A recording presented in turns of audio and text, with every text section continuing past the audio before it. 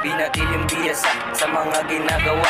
Di na nga alam yung tama, ba't ko to ginagawa? Maraming di natutuwa at nagmamakaawa. Binago ko lahat ng muntik na akong mawala. Biyasa sa mga bagay na kalang natutuwa. Sinaga ang mga parang na aking ginagawa. Binaba yung mga bala na aking pinagawa. Malamang lahat kawawa pag kami na bumaba. Walang pabaon, nung araw dala ko lagi yung daon. Sumisindi ako nung tumaga hanggang magapon. Tila lahat nag-iba ang mga trato nila. Tila katakataka mga subukan nila. Di na sa'kin nag-iba, di na sa'kin nang ibabaw. Parang gusto niya maagaw, lahat sila ay dumalo. Nung ako na nang ibabaw, pinaikot sa lamesa nilawayan. Pagbaba ko, pinadugtag nila raya.